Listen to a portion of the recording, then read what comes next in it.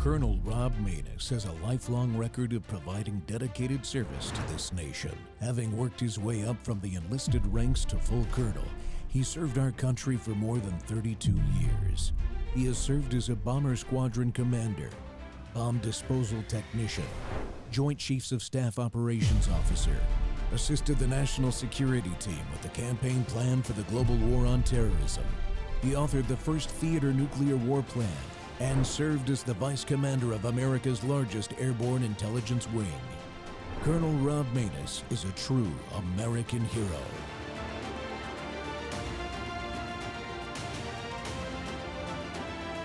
This is Rob Maness Live. Explanation or apology. Keith Ellison's the Minnesota Attorney General, whose office just received a subpoena from Donald Trump's Department of Justice, and he joins me now. I want to start with the subpoena and then ask you about some of the things we're seeing, because that news just broke.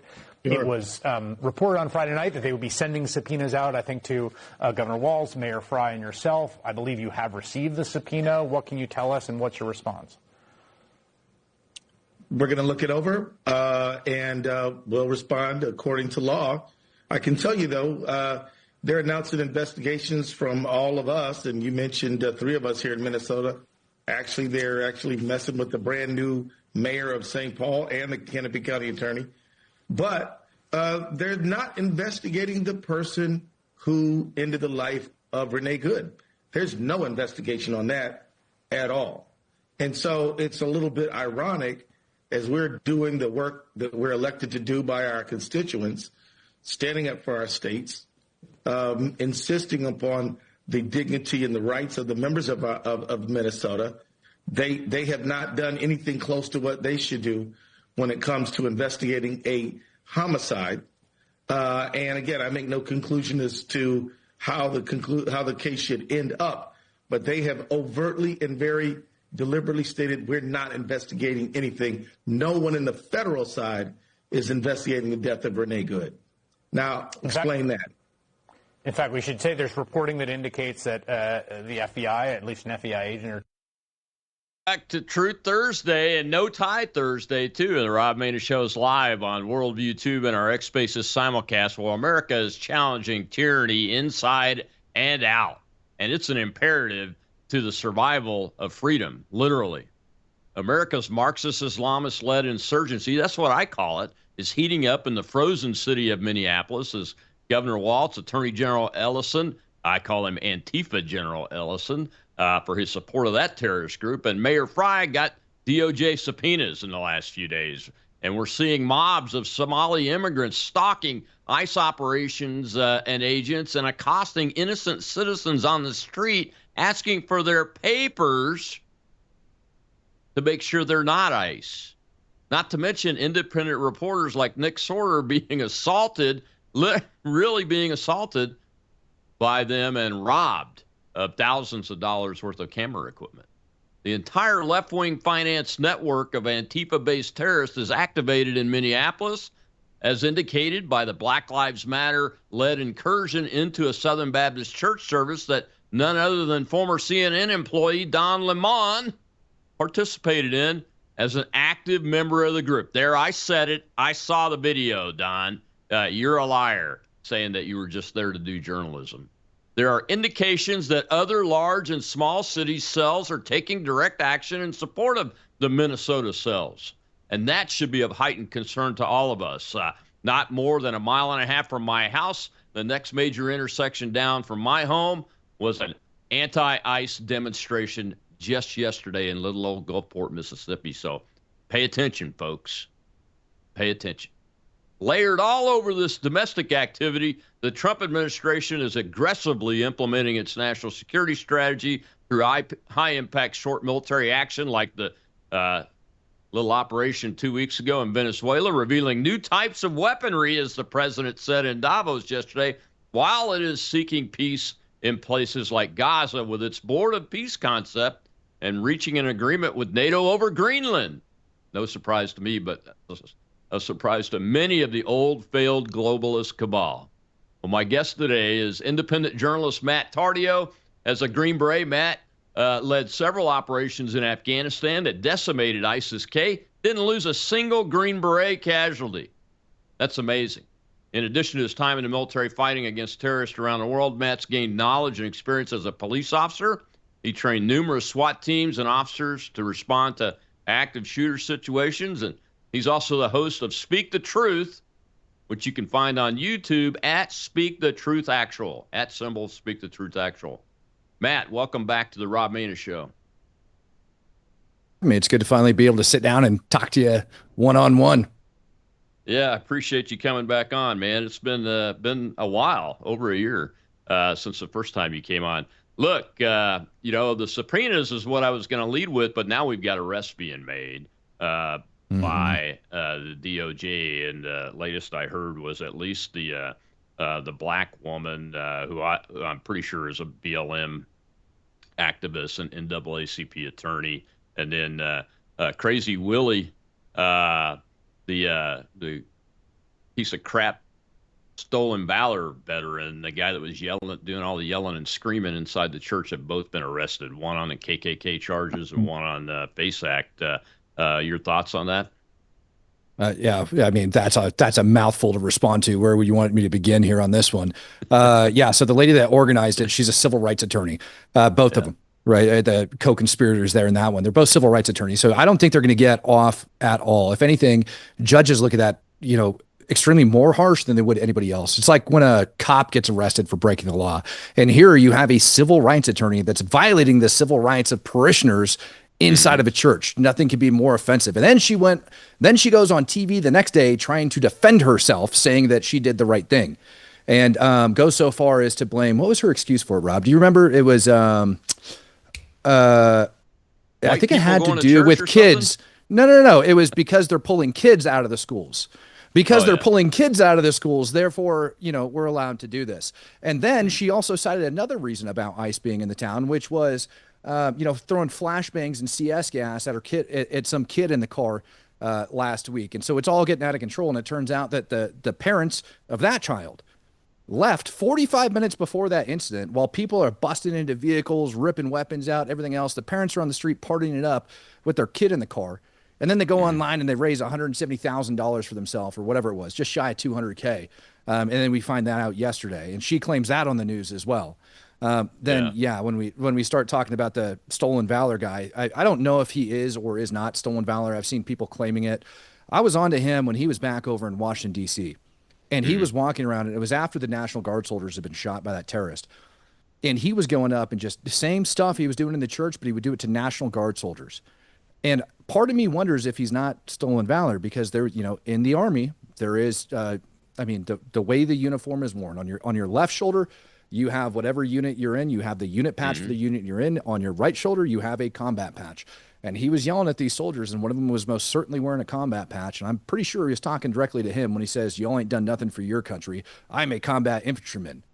But in the same video, he also admits that he has a problem with authority, and so he didn't do very good. So I'm wondering if he didn't get, kicked out of the military at some point in his time, because those people don't make it very far.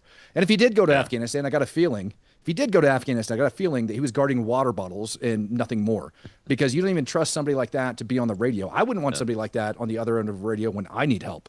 I wouldn't even have him on talk guard. He would literally be watching water bottles and taking out trash and trying to probably brush his teeth after looking at them. So see, this is why I wanted to get you on, because this is a complex subject, and you're the first person with law enforcement, Green Beret, and independent media experience that I've had the opportunity to have on with this situation, Matt. From a law enforcement perspective, the reporting that I've seen shows that state police and Minneapolis police were actually at the church and failed to respond. Is that accurate, number one? And two, you've trained people in critical and crisis responses that are law enforcement officers. What are your thoughts on that? That just blows me away as somebody that's commanded a 630-man law enforcement operation in the Air Force. Yeah, absolutely atrocious that took place. I mean, at all, that they if they were there and they did respond to the scene, but they refused to go inside the church, that's a problem within itself. that is a problem within itself. And I think it actually goes to show something a little bit deeper, because the mayor of St. Paul went on TV, and the mayor of St. Paul also believes that those actions were justified, that nobody's civil rights were, destroyed, and that it was nothing other than protesting. So now I'm wondering whether or not the mayor and the police chief gave a directive not to intervene in quote unquote protests. And knowing that it's a civil rights attorney, I got to dig into this lady, the two civil rights attorneys. I got to dig into them to see what ties they had with the mayor's office. Because now, if these civil rights attorneys reach out to the mayor and said, hey, we're going to go to this church on Sunday and protest, the mayor doesn't warn the staff. The mayor doesn't put law enforcement on the ground to make sure that disorderly conduct isn't taking place. At a minimum, you could look at a municipal statute for disorderly conduct probably that those officers could have intervened on. And not to mention trespassing, right? We can talk about that in a little bit if you want. But it makes me wonder whether or not that, she did give that order, or if she gave that directive, if that directive came down. And the DOJ right now, with what they're looking into as far as subpoena goes, she's also one of the ones that's flying under the radar that got a subpoena. We were able to take a look at Jacob Fry's subpoena, the mayor of Minneapolis. And all of the information that they're looking in, it's not for Jacob Fry, it's for his records office, for the office of the mayor, for the records office. And they're looking at communications, and they want to see, whether or not they mention immigration and what they're going to do about it. And so I believe that's what they're going to be digging into when they get into them, because if they can get rock solid communication from them conspiring to impede law enforcement investigations, it's going to be set in stone. But then again, I don't know if you saw this, the mayor of St. Paul, the city council had some legislation come across yesterday for new municipal ordinance not to allow federal law enforcement officers to use city-owned property as staging grounds, a park, for example, and then deny access to other areas that would otherwise request a badge. Like, you need badged access to get in. So the city hall, city buildings, things like that, but also picture courthouses, unless they have a warrant, right? So we'll see what happens. I didn't see that one. That surprises me too.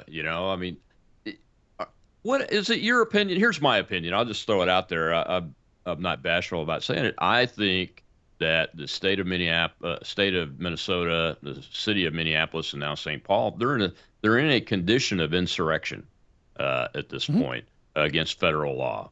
Are you of the same mind as that, or are you taking a little bit different view? No, I am. I'm of that exact same mindset. And I want people to listen to me when I say this, because back in October, November, when people were calling for the National Guard to go to Portland, and they were calling it, a war zone, and we need to get the National Guard out here immediately. And I step on the ground and I look around and I go, this isn't a war zone. You've got a bunch of idiots on one side and a bunch of people on the other side, all arguing. They're breaking local laws. They're breaking ordinance. They're breaking Oregon revised statutes. They're doing things like that. Obviously, they're breaking federal law, assaulting federal officers and things like that. Aside from that, do you need the National Guard? No, you need the Portland Police Bureau to do their job. And when I point out and I say, okay, well, let's look at Minnesota. This is one of those places that it is so deep that you must, you must come to the conclusion. There's no other conclusion that you can come to other than that there is an insurrection taking place that's being conspired against. There was also, where was it? New Jersey. Trying to remember the name of the city over in Jersey that I watched yesterday. He had said that he was talking to the mayor of Minneapolis, and the same law that they were looking at down in St. Paul, they were also looking at enacting over inside of the city in Jersey yesterday. So all of these uber liberals are all talking to each other. It's pretty clear on that scale. And the question just is, have they been, issuing illegal orders, and are people following those? That's what I really want to know. Yeah. Could that be considered? We got to take a break here in about 30 seconds, but think about this question during the break. Is that considered, when you're talking about elected official to elected official, a conspiracy to prevent federal law from being enforced, and in a conspiracy against people's rights? Because, as you said, this church invasion, it's a deprivation of these people's right to worship freely according to the First Amendment. So that's a question I think we need to talk about, and I want to get your take on the difference between this unrestricted warfare that you are experienced with and as a Green Beret, and what needs to be done about it. We'll be right back with Matt Tardio.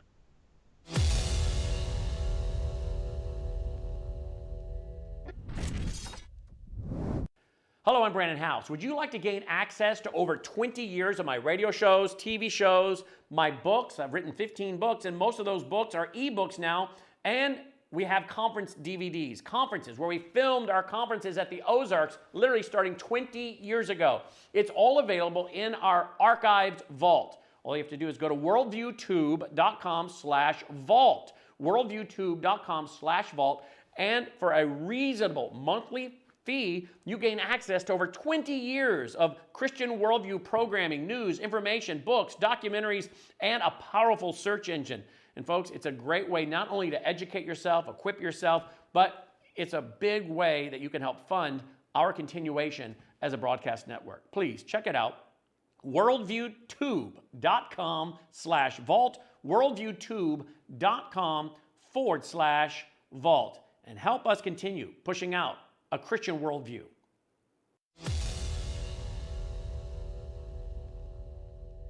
The President of the United States is never going to make a decision about what to do or what not to do based on how it might upset the violent left-wing insurgents. His obligation, what he is supremely committed to, is enforcing and upholding the sovereignty of the United States. I'm familiar with the video that you're referencing, where a mob of Somali refugees swarmed ICE officers, and the profound contempt this refugee population that has built this nation has for our country, our flag, our law enforcement officers.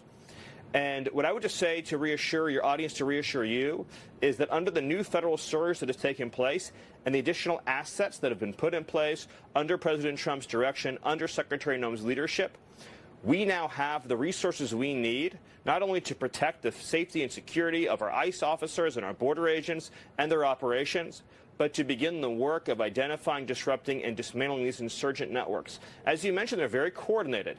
They have ICE spotters and ICE watchers. They use chats to communicate with each other, to identify the location, and then they train their insurgents on how to block ICE vehicles, how to try to free arrestees, and then they dox ICE officers, they follow them home, they follow them to where they sleep at night. So again, it's a sophisticated insurgency involving a large number of radicalized, extremist, violent left-wing operators stoked by the Democrat Party. The resources and strategy is in place now, and you're going to see significant numbers. There's already been in the recent days a huge increase in arrests of domestic insurgents, but those numbers are going to increase. And I just want to put this back to the American people. You said it, Laura. Americans voted in a landslide to uphold the sovereignty of this country. Americans, by overwhelming majorities, oppose mass Somali fraud. Americans, by overwhelming majorities, just oppose Somali refugee resettlement in principle. So the public is behind this. Minnesota was once a pristine state, perfect education, no crime, no unrest, no violence, and then they ruined all of it, Laura, and President Trump is saving it. Welcome back to the Rob Maness Show. It's Truth Thursday and No Tie Thursday, too. My guest is Green Beret and law enforcement veteran Matt Tardio. And Matt, Stephen Miller used the term that I've used several times in the last few days. This is an insurgency. Now, is it covering every inch of ground in every city in the United States of America? Well, no, not yet, but it is coast to coast. Because of these networks that have been allowed to grow up and around these groups like Antifa and BLM that organize these folks, isn't it? Mm-hmm. Yeah, and I want you to think about it too. You know, insurgencies, let's say, how many, 340 million people here in the United States of America, and they're just a fraction of the population. But you also have concentrations, within that insurgency in certain areas. We used to call them like pockets of insurgencies overseas. We have a huge pocket of insurgency over here. Well, when we take a look at Minnesota and we take a look at, let's say, the vehicle pursuit that ended up with the suspect crashing out, the officer getting in a foot pursuit, tackling the suspect, and then you have two people come out of their home, with a garden shovel and a broom, I think is what they said, or a shovel and a broom, and violently assault that officer. And then you end up having the suspect get armed as well. So they probably handed one of those weapons off to the suspect, who then beat the officer, who then had to pull out his service weapon and shoot the guy. How deep of an insurgency are we talking about in the state of Minnesota? When an officer that's in a pursuit ends up having that situation happen to them, what are the odds that happens in any other state in America? Right? Not just the vehicle pursuit, the crashing out, but two people from the neighborhood coming out with weapons and assaulting the officer, then arming the suspect, who then beats the officer while they stand by, who then gets shot. What are the odds that happens in any other city in America? And that is very, very telling for how bad it is. Very, very telling. Yeah. Another indicator that I saw, I don't know if you saw any video of this, is that you have these disruptors. I call them terrorists. I think they are terrorists. They're using violence and intimidation to achieve policy changes that are in neighborhoods, accosting people walking down the street because of the way they're dressed and asking for their papers and all kinds of things. And they have no government authority whatsoever. Mm-hmm. Yeah, no, it's domestic terrorism. Like, what's taking place there is domestic terrorism. You know, this is the United States of America. We have a constitution. We have laws that get enacted by our legislative branch, signed and enforced by the executive branch, interpreted by the judicial branch. If you don't like those laws, you don't take to violence. That's what your elected representation's for. And if they can't get the laws passed, you say, okay, we'll move on. I will still complain. I will whine. I will protest peacefully, like actually peacefully and lawfully. You know, just because you say you're protesting doesn't mean you get to break the law and bust into a church, right? Which is what these people are finding out real quick. You know, Rob, you asked me over the break, you asked me to think about conspiracy, right? And I think absolutely conspiracy applies. But I have a question for you. Would you consider a foreign terror organization an enemy of the United States of America? One named, documented by the United States. Take the IRGC, take Hezbollah, named FTOs. Would you consider them enemies of the United States of America? And I'm asking that for a question. Absolutely, they're enemies of the United States of America. So I look at this, and I'm going to read you a definition of something, all right? And I want you to think that inside the jails that are over there in the state of Minnesota, that, you know, the DOJ has been complaining that they put immigration retainers on these folks and they won't give them over. Let me read you a definition. Whoever owning allegiance to the United States levies war against them or adheres to their enemies, giving them aid and comfort within the United States or elsewhere, is guilty of treason.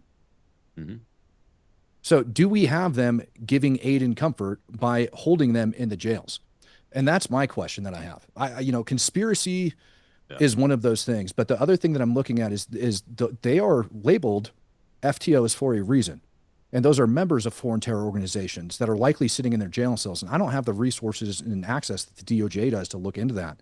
But my question is, if we have a governor, a mayor, multiple, you know, like of the major metropolitan area, you know, over in Minneapolis, multiple city mayors, the you know, Minnesota AG, and they're all conspiring for treason, in my opinion, if they're not willing to turn them over, if there is a known terrorist inside that jail and they're not willing to give them out. They're giving them shelter. They're giving them aid. They're giving them comfort.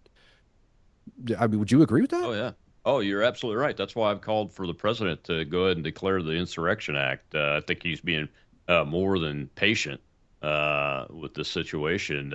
That's definitely beats the definition of the phrase for treason against the United States of America. All it takes is one of the narco terrorism members that's been declared a foreign terrorist organization, or Tren de Agua. I think that group has also been separately named as a foreign terrorist organization. That's all it takes is one for them to be charged with that crime, and we should be looking at that. I'm glad the DOJ is acting. Didn't take them very long in this case, because they have the goods, they have the evidence to go forward on this. I wanted to ask you before we dive into a little bit of unrestricted or unconventional warfare discussion.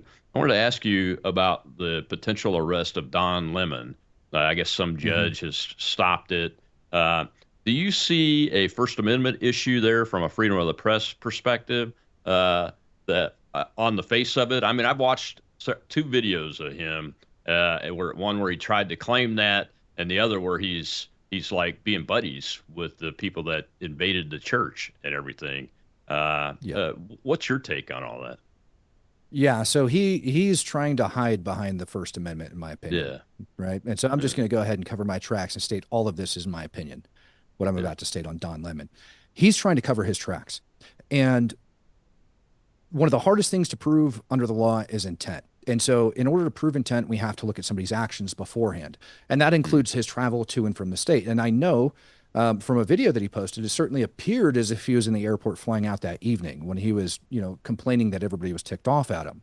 So it looked like he flew in particularly for this event. And then the next question is, okay, well, you flew into town for this event. Why did you choose to go to this event? Why this protest? Because protests are taking place everywhere. Why didn't you go down to the Whipple building where everybody else is at, where violence and fireworks and everything goes? Why did you choose this protest in particular? And then why did you also bring everybody donuts and coffee and start chumming it up with them? He also did an interview with one of the women that got arrested, one of the organizers of the event. He actually interviewed her beforehand. I believe there's a photo from his interview of him like kissing her on the forehead. Yeah. And he claims that he had no idea where they were going, but there's a problem with that, Rob. You know what the problem with that is? When he got in the vehicle, he asked his driver if he knew where he was going. The driver's like, yep, got, or if he had the address. And he's like, yep, got it. He's like, all right, good. So he's not just following people around. And his statement was he didn't know where they were going and they just happened to follow them there. Nope. You were given the address. You knew exactly where it was going. And so you're chumming it up with the leader. You're doing all of that. To me, he is the propaganda wing, almost like the Al Jazeera of, Hamas. You know what I mean? But for the protesters over inside of Minnesota. So that's how I see it. There's also another issue with him criminally is you have the pastor. Let's say they don't even want to do that. Let's say they don't even want to charge him there. Let's say you can't get the federal judge to sign off on it. And we all know that the mayor and the police chief over there in that town don't have, the intestinal fortitude to actually do it. But the pastor in particular told Don to leave the property. During his interview, told Don to leave the property. Now, this is the interesting part when it goes into trespassing. Places that are open to the public, like a church, they're welcome to everybody, right? Sure, I could show up to that church and walk in and it's open to me. And it's the same thing for your porch. Right. If the porch of your house, as long as there's not a fence outside that says keep out, no trespassing, clearly marked with, certain size signs and all that stuff, church isn't going to have that. So he's not trespassing automatically by going in there. But the moment he gets asked to leave and told to leave, and I saw several people telling these guys to get out of the church, they're all trespassing, which is another reason why the police should have been in there doing their job, because quite frankly, they weren't. And so on top of that, you have the police that are failing to provide equal protection under the law to their own citizens. And that's also a problem. Don should be arrested, in my opinion, on about 1,000 different charges when you take a look at what he did. But it's absurd to me when you take a look at those facts of his actions and what he did. I think it's more than reasonable to lay out a probable cause, affidavit or criminal complaint in this case to a judge and have the judge go, yes, that makes sense. Just because the man states that I was there doing that doesn't mean, I'm there exercising my First Amendment rights. No, sir, your First Amendment rights stop when you start violating that of others. No right in the Constitution is absolute. Not a single one. You have to get a concealed weapons permit. Police can do warrantless searches and seizures, right? These are all things that everybody knows. So you don't get to just claim in this case, press is absolute, because what's going to happen is you're going to start having people that are going to be going around to different mosques and everything else, and they're going to be repeating this. Yeah. And if they set the standard right now for this, that it's okay as long as you're holding a camera, claiming to be a journalist and exercising your First Amendment right, and you get told to leave the property and you don't do it, then we have a whole other issue on our hands, and it's going to get bad. Yeah. It's going to get very bad very quick. So they're setting judicial precedents right now, whether or not they choose to ignore this. And that judicial precedence is going to go down to whether or not, those federal judges and the mayor, everybody else is actually going to respect the constitutional rights of everybody else. It's quite frankly appalling that it's taken this long. Yeah, and this is I'm glad you brought that up about how things are going to get worse. This is an evolutionary step on a trail that we've already been on for quite some time. When police in New York City allow protesters to aggressively protest outside of St. Patrick's Cathedral every Sunday and disrupt the parishioners trying to get into Mass and leave Mass and those kind of things, they're on the outside, but they allow that to continue. This is the next evolutionary step on attacks on religious institutions, to go inside and intimidate and scare the kids and scare the elderly and those kind of things. We'll be right back with Matt Tardio. It's Truth Thursday, and we're going to tell the truth about what's going on in America and around the world, and we don't care what people think about it. We're telling the truth because America needs to hear it. We'll be right back.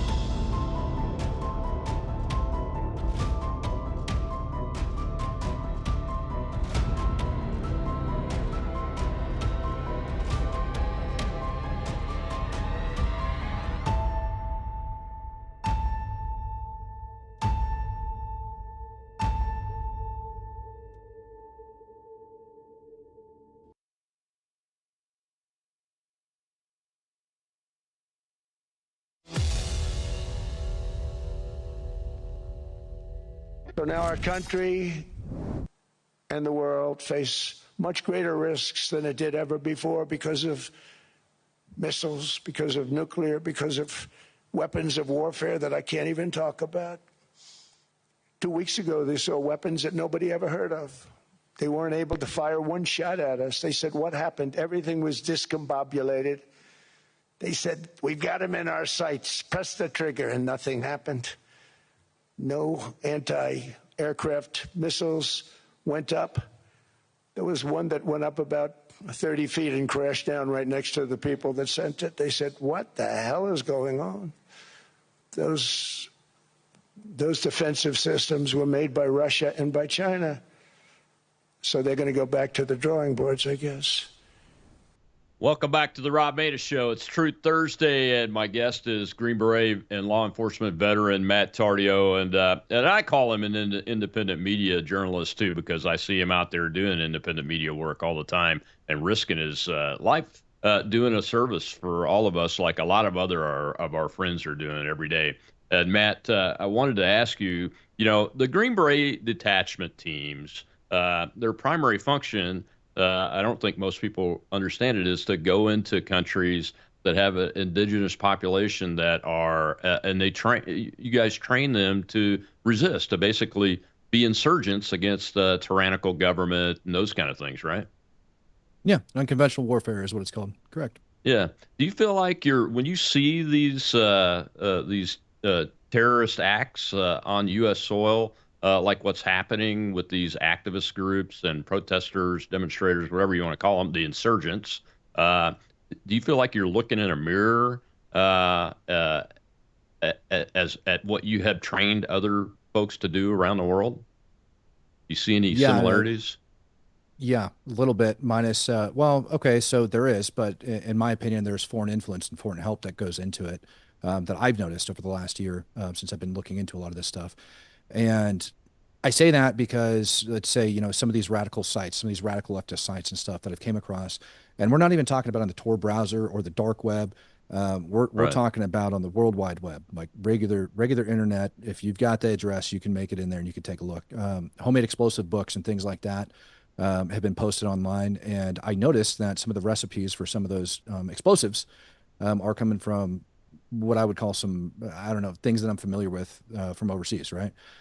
So I do believe that we have that. I also noticed that a lot of their talking points and things like that come from some of the America's enemies, right? That are pushing particular literature and everything else. Terrorism is taking like a different turn here in the 21st century.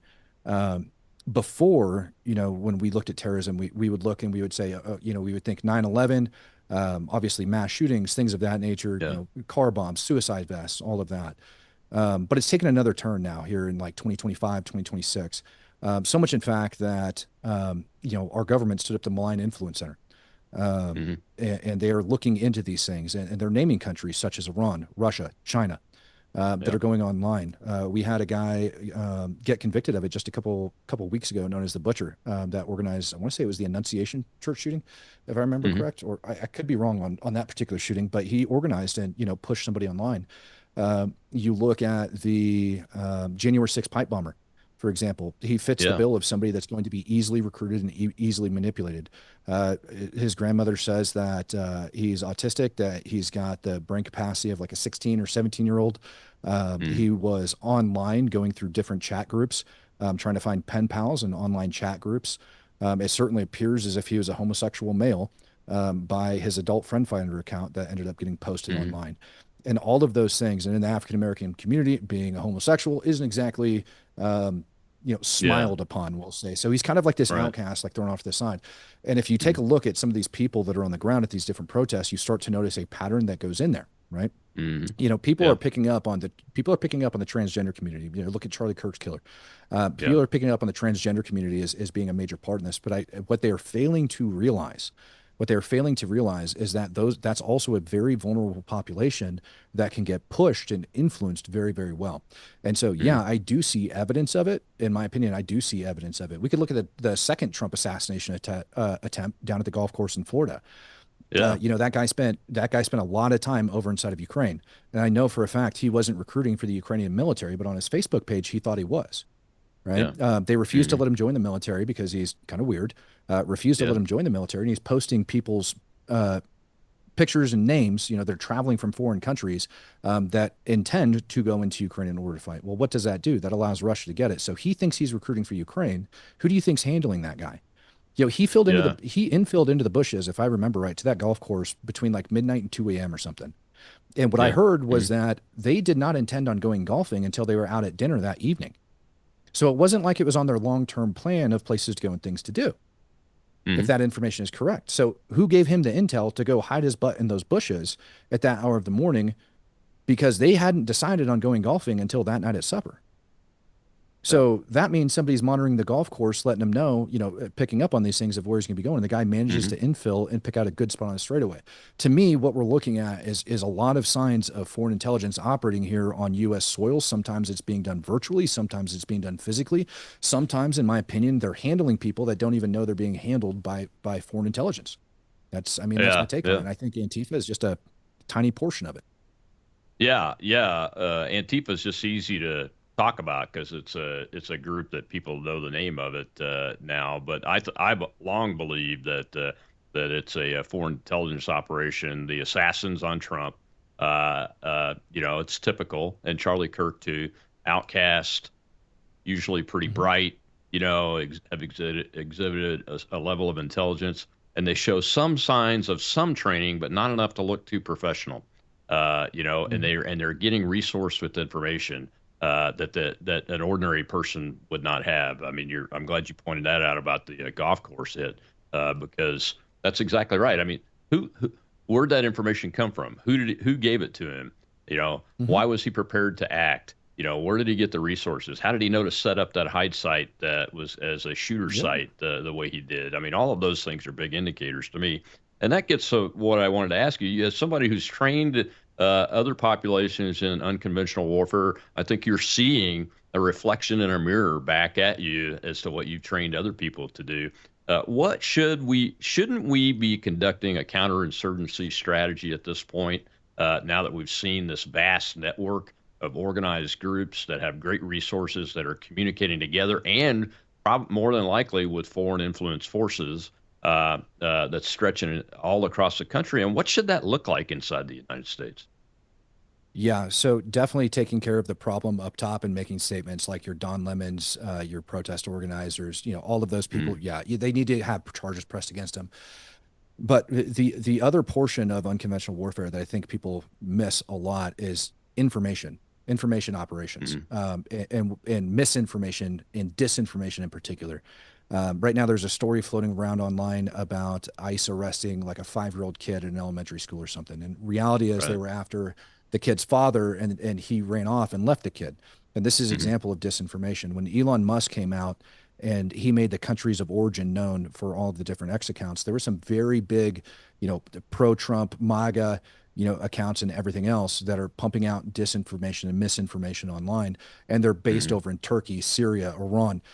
Some of them were Eastern Europe, non-EU, right? So Russia, right? So we have those different countries that are doing that. And so reality is that we need to start looking at that here in the United States of America, because you have a right in America to the First Amendment. If you're an American citizen, you have a right to free speech. But the question that needs to be asked is, does somebody in Russia have a right to free speech in America? Does some Russian bot farm have a right to be broadcasting media to everybody over here in the United States of America when it's false media, it's disinformation, it's misinformation, because people are buying that and taking it all in. We look at TikTok, short form contents eating our kids' brains. I mean, they even got a word for it, brain rot, when it comes to some of the content that they consume. So we need to take a very serious look at all of these things and start asking questions, because Russia, all the way back in the day, are you familiar with the Naked Communist? Yes. By chance? Yeah. I mean, we're talking, what was that, 50s? Like mid 50s, late 50s, somewhere around that. And for those that don't, this was a former KGB agent that ended up flipping, and he has all of the rules, right, for what the KGB agents who were infilled into the United States of America during the Cold War, on how to ruin America from the inside.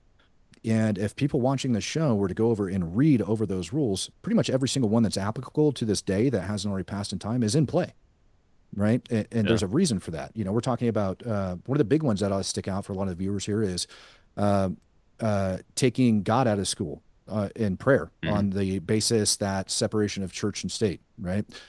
Things of that nature are all in there. Promoting homosexuality and promiscuity, right? And what do we see in the crowds that are out there that are currently doing those operations?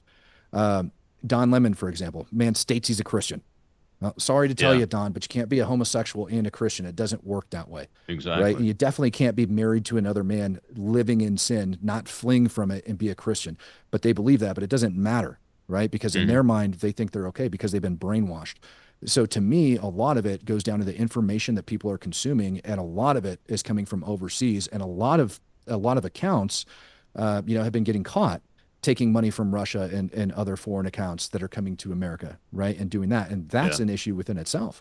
So, I mean, all of this needs to get looked at. And if it was me and I was going to attack this thing firsthand, that's where I would start. Because they're going after the younger generations. Over in Afghanistan, if we would have gone after those younger generations as just opposed to stacking bodies, right? Same thing over in Iraq. If we start looking at those younger generations and we understand that younger generation is then going to grow up and move up, we've got to take care of those things. It's just as important. And if anything, to me, it's more important. Yeah, you're absolutely right. Yeah, when we look at the all of the different influence operation campaigns that are out there, and you and I look at it from the perspective of using military forces to counteract and interdict those type of operations. But we have posse comitatus inside the United States, different authorities for different types of forces, Guard, Reserve, Federal, active duty military, and those kind of things. But don't you think it's time that the federal authorities and the Commander-in-Chief and Secretary of War take a hard look at this and start figuring out which authorities we can use? Because we could combat the narrative building coming in from outside of the country with Cyber Command. And those kind of capabilities. We don't have to give away secret capability every time we do an operation. But if we don't use our capabilities for national security and we just rely on ad hoc task forces amongst the different law enforcement organizations, I don't think that's a winning strategy, is it? No. And I also don't think that how do I want to say this? I look at, the Insurrection Act. I look at using federal troops on U.S. ground. I look at that as kind of like I do the death penalty. You better be dang sure when you choose to do that. And I think on a case-by-case basis in limited cases around the United States, Minnesota being one of them, that absolutely needs to happen. That it absolutely needs to happen, because when the local and the state governments are not protecting their citizens, it is the duty of the federal government to do so. And we have seen for how long now the federal government try to actually do their job. They can't even, you can't even have DHS do their job over inside of Minnesota. And so when it's at that point, it's at that level. I don't care if it's for one U.S. citizen. That is what the Constitution is for. That one U.S. citizen has a right not to live in fear, not to have, foreign terror organizations living around them. They have a right to that. I don't care if you don't like it. I don't care if you think it's your city. I don't care if you think it's your state, because the fact is the Supremacy Clause says otherwise, right? You don't get to do that. And the citizens that are in that state are primarily U.S. citizens. Right. Sure. Exactly, they belong. They might be a state citizen, but they are also U.S. citizens first and foremost. And that trumps whatever crap they want to throw out there. Exactly right, man. Well, we got to take our last break. We're going to shift gears for the last segment. I want to talk with you about the Board of Peace. You've been to Gaza. You're a Green Beret veteran, those kind of things. I want to get your take. We got a little clip from Vladimir Putin in English when we come back in with Matt Tardio here on Truth Thursday.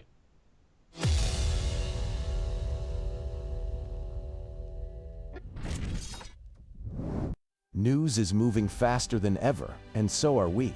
Worldview Tube brings you 24/7 live stream coverage, and now, real-time alerts when it matters most. Once you have the Worldview Tube app installed, exit the app and navigate your way to Settings. In Settings, locate the tab labeled Notifications. Select the Notifications tab.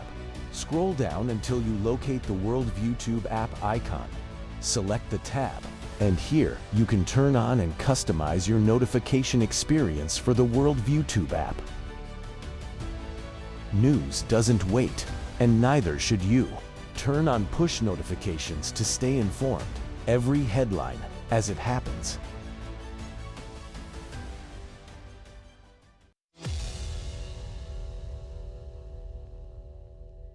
As for our participation in the Board of Peace, the Foreign Ministry has been instructed to study the documents we've received, to consult and seek advice from our key partners, and only after that we will be able to respond to this invitation. Welcome back to the Rob Maness Show. It's Truth Thursday, and my guest today is Green Beret veteran and veteran law enforcement officer Matt Tardio, an independent journalist, I might add. Matt, that was Vladimir Putin in a short clip of a longer statement he made about being invited to be on the Board of Peace, and that he's in discussions. And it was reported just before we came on the show that Steve Witkoff, is about to land in Moscow as part of these discussions. You're one of the few people I know personally that have been on the ground in Gaza post October 7th, 2023, that have an understanding of that type of warfare that's happening there and continues really to happen there for the most part, but is dwindling and everything. First, wanted to get your thoughts on this plan altogether, and then on this Board of Peace concept and how that's going to play out in your mind in a place like Gaza. Ooh, that is a complicated question. Very open-ended and very complicated. Wow. Yeah. So I'd say the biggest issue that they're going to have, number one, Hamas isn't going to lay down their arms, which is why this is going to be what it's going to be. It's just not going to happen. It's too in depth, and a lot of the society is having issues, which is why they're not being accepted anywhere else, right? Even Macron, who thought it would be a good idea to bring them in, ended up shutting the borders off to them. South Africa, who was screaming forever about the genocide up over in the international courts, wouldn't let people off the planes. When I was meeting up with the deputy foreign minister over there, one of the things that she had said was, the biggest issue that they have is, what do we do with these people? Because we can't move them anywhere. Nobody will take them. Egypt, of all places, will not even open, a small section of the Sinai to set up a temporary camp. I mean, that would be very easy. And the reason is because of the mentality of these people that are in there. So if you're asking me, is this going to solve the problem? The answer is no. You take people that are brainwashed since birth, and not a small chunk of the population, the vast majority of the population. That might offend some people, but I can quote Palestinian sources that'll tell you that 90% of the population's out of their dang mind in there. Right. But with that being said, what do you do with those people throughout this entire process? Because, rebuilding that place, let's say Hamas is finally wiped out. You go over, you kill anybody with a gun, right, that identifies as Hamas. Good, they're gone. Your next problem is going to be demining that entire area. And I'll tell you, driving through Rafah, it's not even like rumors. Rafah's level, and rightfully so. I had the luxury of meeting up with Brigadier General Benny Gall and several other members of the Israeli military, and I was shown a target density map, and they take an actual additional process and step that the United States military doesn't when it comes to identifying, labeling targets, and everything else. And I was shocked. You can't walk down a city block in Gaza without crossing 2 or 3 different legitimate military targets, things that the United States would have no problem leveling. All right. So the fact that anything's left standing over there is absolutely insane to me. And there's a reason why they haven't, looked at Israel in the international court. And that sounds hard for people to believe, but what they don't understand is you've got over 2 million people, crammed into a city the size of Las Vegas that have been building for decades, this war. And so when you talk about demining Gaza, I'm not talking about, a battlefield over in Iraq or Afghanistan that maybe some of the U.S. war vets might be used to. I'm talking about just as bad as the front lines in Ukraine, if not worse in some places, right? So we've got a serious problem here, because you can't just cut the population loose to run over there, because they will be recovering munitions, because they have that crooked mentality that's been worked into them. You don't want them to have it. You can't just send in engineers to just go start plowing everything over, because then they're going to start getting blown up and die. And who's eventually going to want to do that job? So there's a huge demining, thing that needs to take place. And then tourism and everything else that goes into it. Gaza used to be beautiful before October 7th. It really did. It did. It had 5-star resorts in it, for crying out loud. You know what I mean? They're water parks. Yeah. This is all stuff. You can go look this up on Google Maps. This is not Matt Tardio making this up. It's a beautiful place. It's sad to see, so how that's going to work out, I don't think it's going to work out so good, to be perfectly honest and be quite frank. I don't think it's going to work out so good. But what I did notice was that a lot of the people in Gaza seem to be a lot happier with, we'll call them, Israeli forces and the international community that was coming in to help. And the one thing that I got told from a man in Gaza was that until the Gaza Humanitarian Foundation, which is no longer, there, but until they had arrived, that they had not received a single ounce of free food. And you got to think about this, because you've got the UN World Food Program operating in there and several other things. So these people have been oppressed as well. So not only do you have a population that has been indoctrinated since birth, but you also have an extremely oppressed population. And those two things don't go very well. And so in my mind, I hate to say it, but education is going to have to be huge in this part of it. A lot of education is going to be definitely have to take part of it, especially if they want to be involved on the world stage or on the international community level. Otherwise, it's just going to sit there and continue to fester. It needs to get taken care of. And I hate to say it, but education camps need to happen. And it sounds dirty, but when you look at what they've been through, I think it absolutely needs to happen. And unless things like that actually happen, I don't think you're going to have a success. Now, you're always going to have an issue with violent extremism in places like that after the majority of the fighting's said and done. But it's a generational issue, and it's going to take time. And I don't think people understand that. I think even Bibi said it's going to take 10 years. 10 years when this thing first started. 10 years before the conflict's over. Yeah. You've got to train up local paramilitary forces. You've got to train police forces. Try to look at the laws that were over inside of Gaza prior to this. You're not going to find any.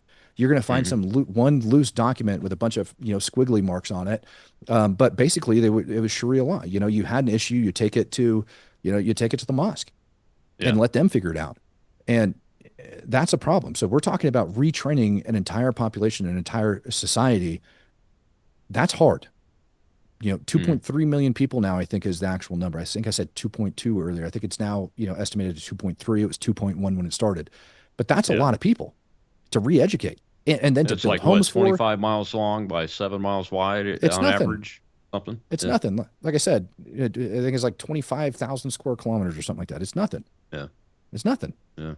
But where do you put them? While all this is going on, and I think the answer is going to be, first they're going to have to clean out Rafah because the place is pretty much done for anyways. But then when you look at it, you've got the tunnel systems and everything like that are underneath.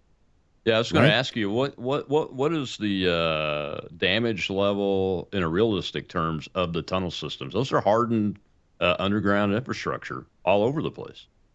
Yeah, they're hardened underground infrastructure built by kids making bottom dollar. You know what I mean? Yeah. Some of them do have concrete. Some of them do go pretty deep, but not all of them. And so let's talk about the common sense aspect here. Do I want to put a high-rise building on top of a tunnel that Hamas built? Exactly. On sandy soil. Yeah. Or like loose. I mean, that's a problem, right? So you have an entire engineering problem, subterranean and up, that needs to be solved. This whole thing needs fixed. And munitions that are mixed in. It's a nightmare of a scenario. I have no idea how they're going to solve it, to be quite frank. Yeah, I don't either. I mean, it's an interesting concept. The reason why I wanted to chat with you about the Board of Peace is I think, this is my opinion, that the destruction so far of the Iranians' ability to have direct influence through resources on Hezbollah and Hamas and the EIJ over in the West Bank has probably opened a small window of opportunity to get in there and get something done. But like you said, the little kids in preschool dress up like Hamas fighters and they hate Jewish people. And honestly, they don't even want a two-state solution, do they? Because no, they don't.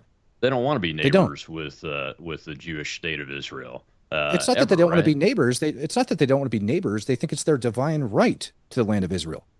And when people are confused when they hear occupied Palestine, they think they're talking about Gaza and Judea Samaria, which we can get into the West Bank and we can say, listen, first of all, Jews were living there before y'all ended up having a huge uprising and killing a bunch of people, and Israel told their people to pull out, and then they just started going back in there. So we can have that conversation. But they're talking about, from the river to the sea, the Jordanian River, all the way out to the Med, all the way up into Lebanon, parts of Syria. They think all of that land is their divine right, and they're allowed to get that land through any means and methods, including rape, pillaging, death, torture. It doesn't matter. Lying. However they want. They think that land's their divine right given to them by a law, and the Jews shouldn't live there. How do you live next to people like that are willing to kill you in order to take that land? Yeah, exactly. And that's why I think it's interesting, this board of peace thing, because the president has brought in Putin. He's brought in President Sisi from Egypt. The Turks are involved now. The other Arab states that are part of the Abraham Accords are involved in this. Do you think that can have a positive impact on the potential to succeed on the way ahead in this peace process? So as much as I hate bringing in BRICS nations on this, I think Russia helped to push the fighting with Hezbollah because it benefits their war effort. The more U.S. bombs are soaked up in the Middle East, or the less they get dropped over inside of Ukraine, the less that are available.